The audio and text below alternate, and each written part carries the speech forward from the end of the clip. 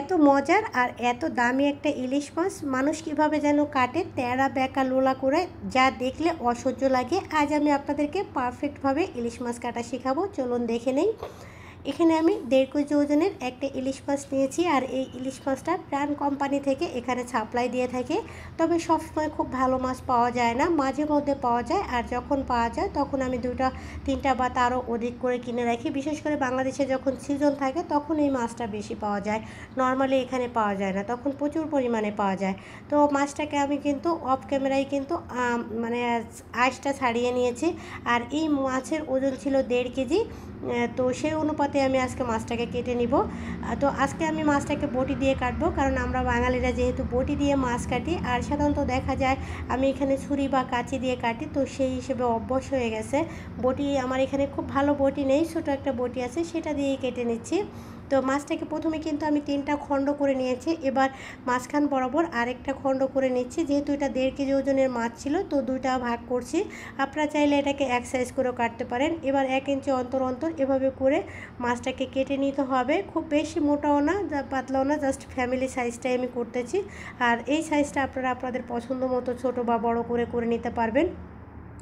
পেটের অংশগুলোকেও কিন্তু আমি এভাবে আস্তে আস্তে করে মানে 1 ইঞ্চি বা 1.5 ইঞ্চি অন্তর অন্তর ভাগ করে নিচ্ছি। আর লেজার সাইডটা থেকে 2 পিস মাছ বের করব, এর অধিক না। আর লেজের এই সাইডটাতে কিন্তু ছোট ছোট আঁশ থাকে, সেই আঁশগুলোকে এভাবে চেঁচে ফেলে দিতে হবে। এবার লেজটাকে আমি কিভাবে কাটি একটু লক্ষ্য করলে দেখবেন কি সুন্দর লাগে দেখতে।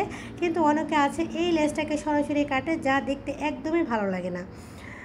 আর ফুলকার অংশটাকে এভাবে মানে ফেলে দিচ্ছি। এটা ফুলকার অংশ ফয়রা বলে আমাদের এলাকাতে, তো আমি সেই হিসেবেই বললাম। আর মাথাটাকে আমি এভাবে মাঝখান বরাবর কাটছি। লম্বা করে কাটলে দেখা যায় মাথার মগজটা বের হয়ে যায়, আর মাথার ভিতরে এগুলা কিন্তু সব ময়লা। এই ময়লাগুলোকে আস্তে আস্তে আঙুল দিয়ে এভাবে টেনে টেনে ফেলে জাস্ট এভাবে কেটে রাখবো, এর থেকে না। আর থুতনির অংশটাই কিন্তু তেমন কিছুই থাকে না, জাস্ট এরকম 2টা কাঁচা থাকে, কাঁচা 2টা রেখে দেবো। আর থুতনিটাকে এভাবে ভাগ করে মাঝখানে কিন্তু অনেক কালো ময়লা থাকে, সেগুলোকে ফেলে দিতে হবে। আর এইটা হচ্ছে ফুলকা বলে আমাদের এলাকাতে, বা আমরা ফুলকা বলে থাকি। তো ফুলকার এগুলাকে আমি সব ফেলে দিচ্ছি, এগুলো সব ফেলে দিতে হবে।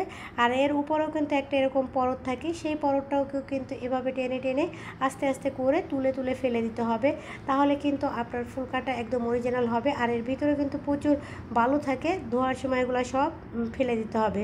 তো এখানে আমি সব মাছগুলোকে একদম কেটে নিয়েছি। এবার মাছগুলোকে আমি ধুয়ে নিব। ধুয়ে নেওয়ার পরে দেখতে পারবেন আমি কী কী রেখেছি। এখানে শুধু মাথার অংশটা রেখেছি, আর কাঁচাগুলো রেখেছি, আর ফুলকাটা আর কিছুই রাখিনি, বাকিটা আমি সব ফেলে দিয়েছি।